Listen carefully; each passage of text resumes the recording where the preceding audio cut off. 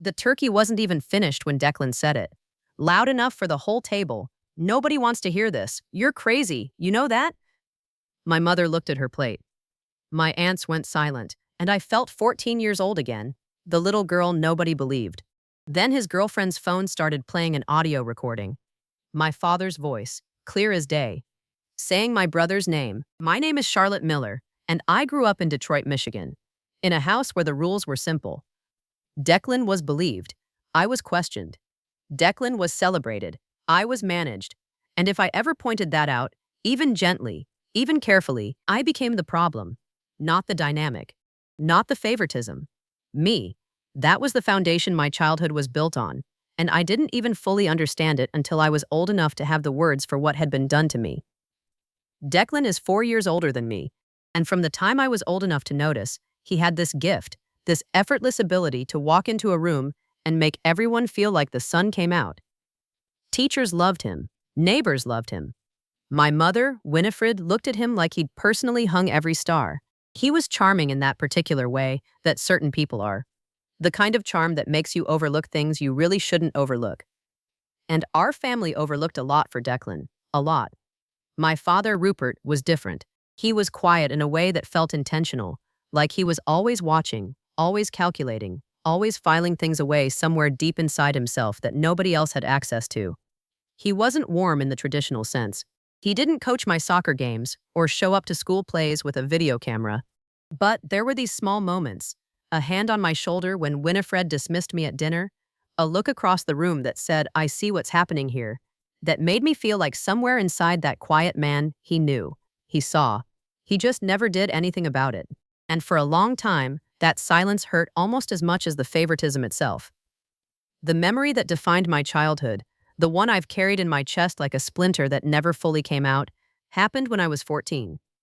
I walked into my father's home office looking for a pen. Declan was sitting at the desk. He had one of Dad's personal checks in his hand, and he was actually practicing, Dad's signature on a scratch pad beside it. He looked up at me.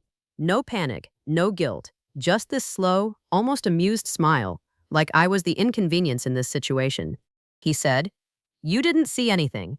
Not a question, a fact he was handing me. I told my parents that same night. My hands were shaking when I said it. I laid out exactly what I saw. The check, the scratch pad, the practiced loops of my father's name. Winifred looked at Declan. Declan shook his head slowly, like I was a child describing a dream that made no sense. He said I was always jealous of him, that I'd been making up stories to get him in trouble since I was little. My mother nodded along. My father sat very still. And then, nothing. I was grounded for 2 weeks for stirring up the household. Declan went to his homecoming dance that Friday night. I sat in my room learning something I wouldn't fully name until I was in my 30s, that in this family, the truth was only welcome when it was convenient. And I was never convenient. That pattern followed me into adulthood with a cruelty that almost felt artistic. Every time I raised a concern about money, about boundaries, about the way Winifred spoke to me versus how she spoke to Declan, I was handed the same label, rotated and repackaged, but always the same underneath. Too sensitive, overreacting, dramatic, jealous. And the worst part, there were years, genuinely lost years, where I half believed them. Because when everyone in your family tells you the same thing about yourself, eventually your own mind starts to audit your memories, starts to wonder, starts to crack just slightly at the edges. That's the part nobody warns you about gaslighting. It's not just that they lie to you. It's that eventually, you start lying to yourself on their behalf. 8 months before that Thanksgiving, my father had a stroke. Not the kind you see in movies. Dramatic, sudden, a man collapsing mid-sentence. His was quieter, a slow stealing. He woke up one morning, and the words that came out of his mouth didn't match the ones forming in his mind. He knew exactly what he wanted to say. His eyes told you that. Sharp, frustrated, fully present behind the confusion. But the connection between his thoughts and his voice had been severed somewhere in the night, and no surgery was going to repair it. He was moved into a care facility 3 weeks later. And almost immediately, I noticed who showed up and who didn't. I was there every Tuesday and Thursday without fail. I coordinated with his doctors, memorized his medication schedule, learned the names of every nurse on his floor. I brought him the Detroit Free Press because he'd read it his whole life. I sat with him through the hard appointments, the ones where the therapist would ask him to repeat words and he'd slam his palm on the table in frustration when they wouldn't come. I held that frustration with him. I never looked away.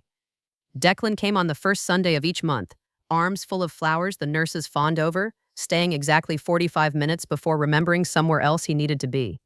But those flowers. Everyone always remembered those flowers. 3 weeks before Thanksgiving, I was helping Dad's care facility update their financial contact information. Routine paperwork, nothing dramatic. The administrator mentioned, almost casually, that the primary financial contact had recently been updated. I assumed it was a clerical thing. I asked her to clarify. She pulled up the form. Declan's name, Declan's contact number. A power of attorney document dated 4 months earlier, filed while I was sitting in that same building, 2 floors up, reading the newspaper to a man who couldn't tell me what was being done in his name. My stomach didn't drop. It inverted. I called Declan that same evening. I kept my voice measured because I knew from 31 years of experience that if I came at him with emotion, the emotion would become the story. He picked up on the third ring, relaxed, like a man with nothing to hide, which I now understood was simply what Declan always sounded like. I told him what I'd found. I asked him directly about the power of attorney. There was a pause, just brief enough to be telling, and then he laughed. Actually laughed. Charlotte, I handle Dad's finances because I'm good with money and you stress out over everything. This is me helping. Why do you always have to make helping feel like a crime? I stood in my kitchen with my jaw tight and said nothing. Because what do you say to someone who wraps theft in the language of generosity? I made one mistake. I brought it to the family group chat. I typed it out carefully, factually. No accusations, just the information, just the dates, just the document. Winifred responded within 4 minutes. 4 minutes, like she'd been waiting. Charlotte, I am so tired of this. Your brother has been killing himself to manage things while you turn everything into a personal attack. Your father is sick, and this is what you choose to focus on? 3 of my aunts liked her message. Nobody asked a single question about the document. Nobody asked Declan for an explanation. I put my phone face down on the counter and didn't pick it up for 2 days. What happened next was the thing that almost broke me completely. And I say almost carefully, because I need you to understand how close it actually came. 2 weeks before Thanksgiving, Declan organized a family meeting about Dad's long-term care plan, a real meeting. Location, time, agenda. I found out about it 4 days after it happened. Winifred texted me a summary of decisions made about my father's life, his care, his finances, decisions I had earned a seat at through every Tuesday, every Thursday, every slammed palm on every therapy table. Summarized. Sent to me like meeting minutes from a company I'd been quietly fired from. I read that text standing in the parking lot of Dad's facility after his afternoon session. And for the first time in this entire nightmare, I didn't feel angry. I felt something colder than anger. I felt like I finally, completely understood what I was dealing with. And I started paying very close attention. Thanksgiving at the Miller house always followed the same choreography. Winifred started cooking at 6 in the morning. The good china came out. The table was set with the fall centerpiece she'd had since 1994. And by the time guests arrived, everything looked exactly the way Winifred needed it to look. Warm, abundant, a family that had it together. I'd spent years performing my role in that production. Showing up, smiling, swallowing things, but that Thanksgiving I drove to that house with something different sitting in my chest. Not anger, not nerves, something quieter and more dangerous than both. Clarity. Declan was already holding court when I walked in, standing near the kitchen doorway with a glass of wine, telling a story that had my aunts laughing before the punchline even landed. His girlfriend Priya was beside him, a genuinely warm woman who I'd always liked in spite of everything, someone who I don't think had any idea what she was standing next to. Winifred was glowing. The whole room had that particular energy it always had when Declan was performing well, like everyone had collectively exhaled. I set my dish on the counter, said my hellos, and found a seat at the far end of the table. I was done performing. I just didn't know yet that I wouldn't have to. Dinner started the way it always did. Small talk, compliments about the food, someone asking about someone else's renovation project. And then, the way these things always happen in families like mine, a small, Ordinary comment opened a door that couldn't be closed. My Aunt Beverly mentioned Dad, asked how he was doing, whether there were any updates on his care plan. A reasonable question, a loving question. I took a breath and started to answer, because I was the one who actually knew. I was the one who sat with him twice a week, talked to his doctors, read his charts. I got 3 sentences in before Declan cut across me like I hadn't spoken at all. He's being taken care of. Everything's handled. He didn't even look at me when he said it, just reached for the bread basket like my voice had been background noise. I felt the table recalibrate, that subtle social shift when a room decides to follow the person with the most confidence. I pushed forward anyway. I mentioned the financial accounts. I mentioned the power of attorney. I kept my voice even. I watched Declan's jaw tighten almost imperceptibly. And then I watched him make a decision. He set down his wine glass. He turned to face me fully. And in front of my mother, his girlfriend, my aunts, my cousin, and 2 family friends who had known me since childhood, he said it. Charlotte, nobody wants to hear this. Dad is sick and you cannot stand that you're not in control of everything. You have been like this your entire life. Paranoid, jealous, dramatic. We are at Thanksgiving dinner. He paused, let it land. Then, almost gently, like he was delivering a diagnosis. You're crazy. You know that? You have always been crazy. The table went completely silent. My mother looked at her plate. My Aunt Beverly looked at the centerpiece. Nobody looked at me, and I sat there with my hands very still in my lap, feeling 14 years old, feeling 31 years of being handed that word, feeling it settle over me like something I was supposed to just accept and wear quietly for the rest of my life. And then Priya's phone lit up on the table beside her bread plate. She glanced at it with the automatic reflex of someone expecting a notification, then frowned slightly, the way you do when something doesn't make sense. She picked it up. Her expression shifted. She looked at the screen, then at Declan, then back at the screen. And before anyone could ask what was happening, before she could process what she was holding, her thumb hit play. I don't think she meant to. I think her brain was still catching up to what she was looking at. But the phone was sitting in the middle of that perfectly set Thanksgiving table, and the volume was up, and my father's voice came out of it like he was sitting in the empty chair at the head of the table, where he should have been. Not confused, not fragmented, not the halting, frustrated speech I'd been witnessing for 8 months. This was Rupert Miller from before. Measured, deliberate, the voice of a man who had thought carefully about every word he was about to say and had chosen each one on purpose. He'd recorded it months ago, before the stroke had fully taken what it took. And he'd recorded it knowing that at some point, he wouldn't be able to say these things out loud anymore. So he said them while he still could. He talked about the check. The forged check from 1994, the one I'd reported and been punished for reporting. The one that had been the first entry in a file my father had apparently been keeping in his own mind for 30 years. He talked about watching Declan lie with a fluency that never required practice. He talked about the power of attorney. Said he'd noticed the account transfers, that he'd flagged them to his personal attorney weeks before his speech fully deteriorated, that he had not been confused, and he had not been manipulated, and he knew exactly what was being done with his money, and by whom. And then his voice shifted, just slightly. The way a person's voice shifts when they stop reporting facts and start saying something they've needed to say for a very long time. He said my name, Charlotte. He said I had been right, not just about the check, not just about the accounts, but about all of it, about the pattern, about the years of it. He said he had been a coward in ways a father should never be a coward. He said I had shown up for him without being asked, without being thanked, without being chosen, and that he saw it, that he had always seen it, that he was sorry it took losing his voice to finally use it. The recording ended, the table was absolutely silent, and Declan's face, for the first and only time in his life, had nothing on it. No charm, no deflection, no easy smile, just the face underneath all of that. And it was terrified. For about 4 seconds, nobody moved. The kind of stillness that doesn't feel peaceful, it feels pressurized, like the moment between lightning and thunder when you're holding your breath without realizing it. Priya was still holding the phone with both hands, staring at it like it had spoken in a language she didn't know she understood. My Aunt Beverly had her hand pressed flat against her chest. My mother hadn't looked up from her plate.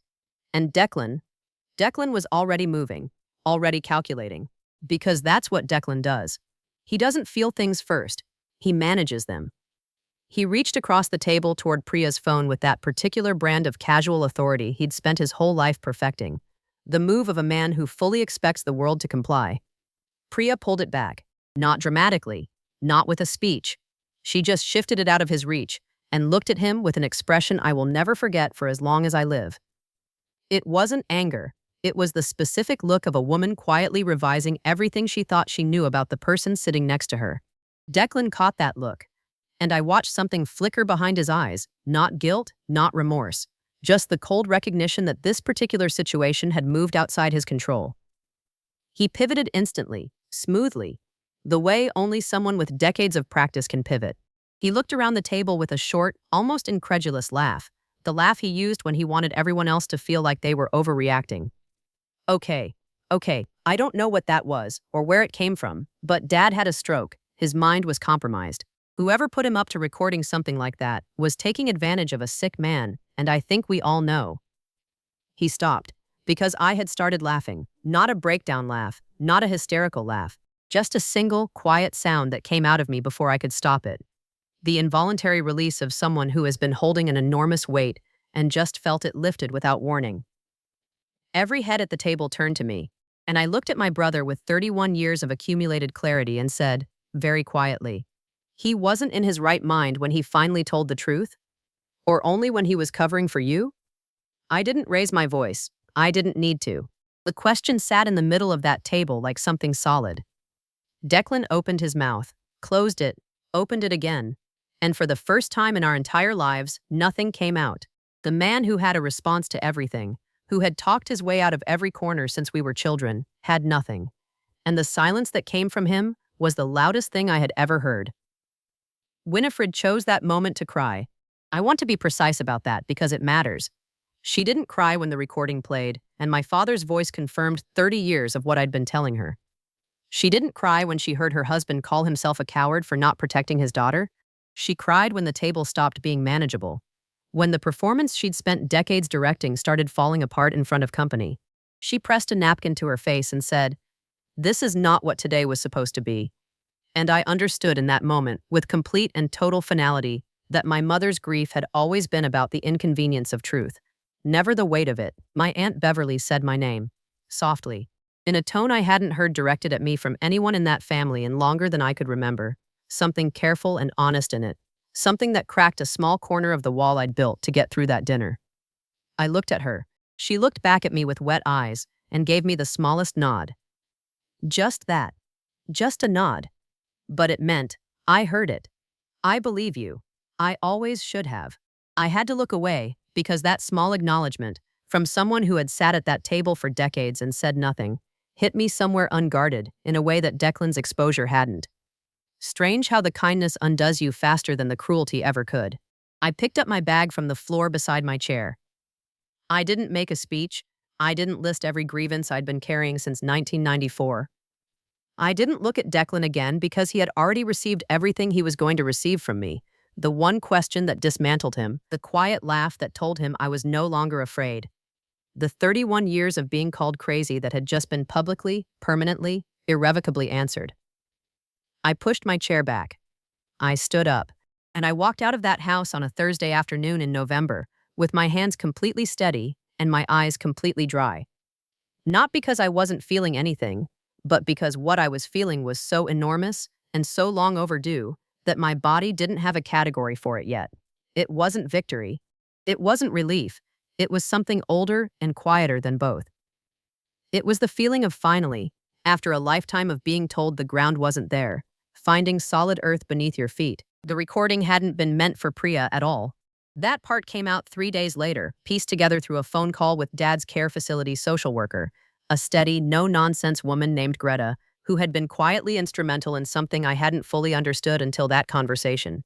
Months earlier, when Dad's speech was deteriorating faster than anyone wanted to admit, Greta had sat with him during one of his lowest afternoons. He'd been trying to communicate something, gesturing, frustrated, reaching for words that kept dissolving before he could grab them. She'd handed him a notepad. He wrote 2 things: my name and the word attorney. Greta had made the call that same day. Dad's personal attorney was a methodical, unhurried man named Forsyth who had handled our family's legal paperwork for over 20 years and had apparently watched the Miller family dynamics with a carefully neutral expression that I now understood concealed genuine concern. When Greta contacted him, Forsyth drove to the facility himself. He brought a recorder. He sat with my father for 2 hours, patient, unhurried, working through the halting speech and the long pauses and the moments of frustration, until Rupert Miller had said everything he needed to say clearly enough to be legally documented and witnessed. Forsyth had saved the recording to his own files and also transferred it to Dad's old phone as a backup, a phone that still had contacts loaded from years ago. Contacts that hadn't been updated. Declan and Priya shared a last name in that contact list. Forsyth had intended to send it to Declan's personal file folder. The recording had gone to Priya instead. A four-letter difference in a contact name. 31 years of silence, broken by a typo. The legal process was not fast, and it was not cinematic. I want to be honest about that because I think when we imagine justice, we imagine it arriving like a verdict. Clean, dramatic, final. What actually happened was quieter and more methodical, and in some ways more satisfying for exactly that reason. Forsyth filed a formal legal challenge to the power of attorney within the week, citing the recorded statement and supporting documentation he'd been assembling since that afternoon in the care facility. The financial transfers, 11 of them spread across 4 months in amounts carefully calibrated to avoid triggering automatic flags, were frozen pending investigation. Declan's access to every one of my father's accounts was suspended while the challenge worked its way through the process. He didn't go quietly. He hired his own attorney, made noise about the recording being coerced, sent Winifred to call me 3 times in 1 week with variations of the same message. Can't we just handle this privately, as a family? I let every one of those calls go to voicemail. Priya called me herself about 2 weeks after Thanksgiving. I almost didn't pick up. I wasn't sure what I was walking into, wasn't sure whose side of the story she'd been absorbing in that house every night. But something made me answer. She was quiet for a moment, and then she said, "I need you to know I had no idea about any of it." Her voice had that particular texture of someone who has recently reassembled their understanding of their own life and is still finding pieces on the floor. I believed her completely. We talked for almost an hour. Not about Declan, not about the legal proceedings, just 2 women slowly and carefully locating their footing after the same earthquake hit them from different directions. She moved out of Declan's apartment 6 weeks later. I didn't ask her to. That was her own accounting. The piece of justice that hit me hardest wasn't the frozen accounts or the legal challenge or even Declan's very public unraveling at that dinner table. It was a Tuesday afternoon in December, 3 weeks after Thanksgiving, when I walked into my father's room at the care facility and told him the recording had played, that the whole table had heard it, that Forsyth had filed the challenge, that his accounts were protected. I watched his face as I said each thing. And when I finished, he reached across the space between us and put his hand over mine, slowly, deliberately, with the full weight of intention. Then he squeezed twice. Not once, twice. I don't know exactly what he meant by the second squeeze, and I haven't needed to ask. Some communications don't require translation. After a lifetime of watching my father see everything and say nothing, 2 deliberate squeezes from a man who had lost most of his words felt like the fullest sentence he had ever spoken to me. Winifred called the following Sunday, not to apologize. I want to be accurate about that, because she is who she is, and some people's version of accountability is simply acknowledging that something happened without taking responsibility for their role in it. She called to tell me she hoped we could find a way forward as a family. I listened to the whole thing, and when she finished I said, very calmly, that I wished her well, that I would be communicating through Forsyth regarding anything related to Dad's care going forward, and that I needed some time. She started to respond, and I said, "I'll be in touch, Mom," and ended the call. Not with anger, not with a list of everything she owed me, just a boundary, stated plainly, by a woman who had finally stopped needing her mother's understanding in order to trust her own. I've been thinking a lot lately about the word crazy, about how efficiently it works, about how a single word, repeated consistently by the people who are supposed to know you best, can burrow so deeply into your understanding of yourself that you stop being able to locate the boundary between what they've told you and what you actually believe. I was called crazy for seeing a forged check. I was called crazy for noticing financial transfers. I was called crazy at a Thanksgiving dinner table for asking questions that any reasonable person would ask. And each time, the word did its job. It didn't just dismiss what I was saying, it dismissed the part of me that was saying it. That's the specific architecture of that kind of cruelty. It doesn't just silence you, it makes you complicit in your own silencing. If you grew up in a family where one child was protected and another was managed, you already know what I mean when I say that the damage isn't always loud. It doesn't always look like screaming or obvious neglect. Sometimes it looks like a mother who consistently looks at her plate. Sometimes it looks like a father who squeezes your hand in private but says nothing in public. Sometimes it looks like being handed a summary of a meeting about your own father's life, sent as a text message 4 days after the decisions were already made. The quieter the cruelty, the longer it takes to name it, because quiet things don't leave marks you can point to. They leave something harder to explain. A persistent doubt about your own perception, a habit of auditing your memories before you trust them, a reflex of shrinking before you've even been asked to. What I want to say to anyone sitting with that particular kind of doubt right now, the doubt that sounds like, maybe I am too sensitive, maybe I am remembering it wrong, maybe they're right about me, is this. The fact that you're questioning yourself this carefully is not evidence that you're crazy. It's evidence that you were taught to distrust yourself by people who needed you to stay small. There is a profound difference between those two things. One is a flaw, the other is a wound. And wounds, unlike flaws, are not your fault. They are, however, your responsibility to tend to, not because you caused them, but because nobody else is coming to do it for you. I also want to say something about the people who stay silent. The Aunt Beverleys of the world, the ones who sit at the table for years, who see what's happening, who give you a small nod when the truth finally surfaces but never said a word before that moment arrived. I don't have a clean feeling about those people. I understand that family systems create their own gravity, that speaking up inside a toxic family structure carries real social cost, that not everyone has the courage the situation required. I understand all of that intellectually. And I also know that my father's silence cost me 30 years of doubting myself, and that Beverly's silence cost me something too. Smaller but real. Forgiveness for the silent bystanders in your life is valid and possible, and maybe even necessary for your own peace, but it doesn't require you to pretend the silence didn't have a price. The thing about being the scapegoat in a family like mine is that it trains you for a specific kind of endurance. You become someone who keeps showing up without being chosen, who does the work without being credited, who holds things together while being told you're the one falling apart.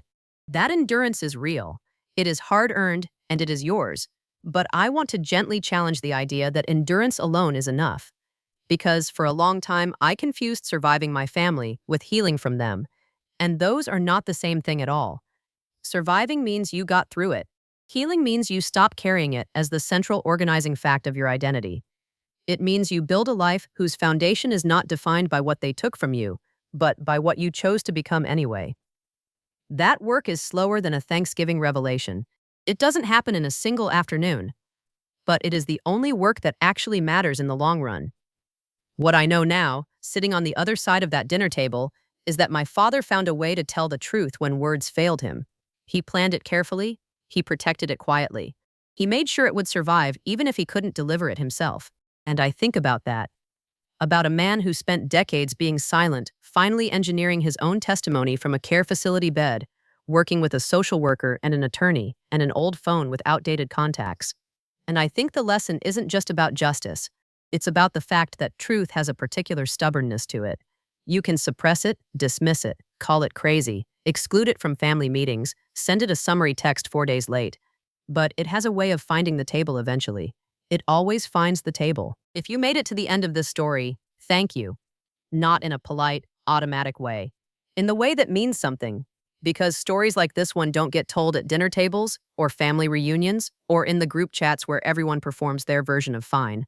They get told here, in this specific kind of space, between people who already know what it costs to carry something like this quietly for years. You showing up and staying until the end of this tells me something about what you've lived through. And I don't take that lightly. I want to ask you something, and I genuinely want to know your answer. Was there ever a moment, one specific moment, when someone finally confirmed what you had always known was true? Maybe it came from an unexpected source. Maybe it came too late. Maybe it came in the form of a document, a conversation, a look across a room from someone who had been silent for far too long. Whatever form it took, Did you get that moment? And if you did, what did it feel like when it finally arrived? Tell me in the comments. I read them. I read every single one. And if you're somewhere in the middle of your story right now, still being called too sensitive, still being handed that word or some version of it, still sitting at tables where you have to shrink yourself to keep the peace, I just want you to know that the fact that you're here, listening, looking for something that reflects your own experience back at you, means you haven't stopped trusting yourself completely. That part of you that keeps looking, hold on to it. It knows something the rest of them never wanted you to know. It knows you were right. If this story reached something in you, share it with one person who needs to hear it. Not to start a fight, not to send a message. Just because sometimes the right story at the right moment reminds someone that they're not alone in what they've been carrying. And that reminder, quiet as it is, can change something. Subscribe if you want to stay. There are more stories coming, and every single one of them is for you.